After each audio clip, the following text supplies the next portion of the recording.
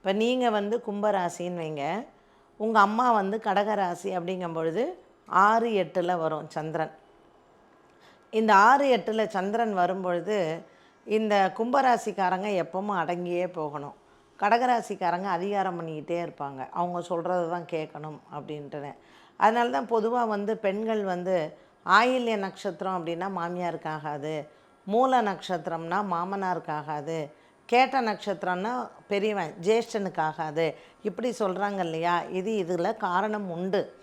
மூல நட்சத்திரம்னா ஒதுக்கி வைக்கணும் அப்படின்னு கிடையாது. நமக்கு எந்த நட்சத்திரம் வந்து பொருத்தம் இருக்கோ அதை பார்த்துக்கலாம். ஸோ திருமண விஷயத்தில் ஒரு பொருத்தம் பார்க்குறதுக்கு நட்சத்திர பொருத்தம் தான் பேஸே, அடிப்படையே நட்சத்திர பொருத்தம் தான். நாங்கள் லவ் மேரேஜ் எங்கள் 2 பேருக்குமே ரொம்ப வருஷம் பழக்கம், 10 வருஷம் பழக்கம்லாம் சொல்கிறாங்க. கல்யாணம் ஆகி 1 மாதத்துலேயே டைவர்ஸ் ஆயிரும். அப்போது ஒரு ஃப்ரெண்டாக இருக்கிறதுக்கும் ஒரு கணவன் மனைவியாக இருக்கிறதுக்கும் it makes lot of difference.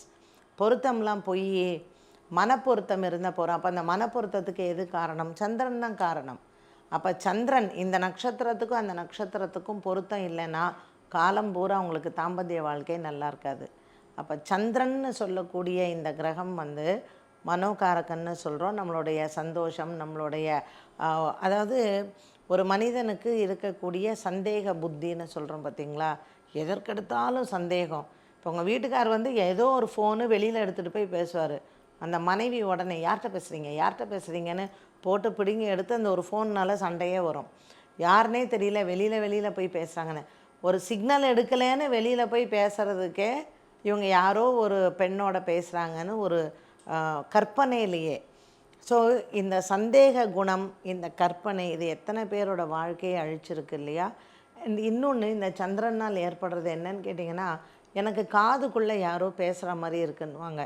ஒரு சிலர்லாம் சொல்லுவாங்க பாருங்கள், என்கிட்ட அம்மன் வந்து பேசுச்சு, சாய்பாபா காதில் வந்து பேசினார், முருகன் வந்து என்கிட்ட பேசுனாங்க அப்படிலாம் சொல்லுவாங்க. இதை ஹாலுசினேஷன் அப்படின்னு சொல்லுவாங்க. நீங்கள் சைக்கியாட்ரிஸ்ட்டை வந்து போனீங்கன்னா இதை வந்து ஒரு கெமிக்கல் இம்பேலன்ஸ் பாடியில், அதனால தான் அவங்களுக்கு அந்த மாதிரியான ஒரு மனோநோய் அப்படின்னு சொல்கிறாங்க. இப்போ இந்த மனநோய் ஏற்படுறதுக்கு என்ன காரணம்? இதுக்கும் சந்திரன் தான் காரணம்.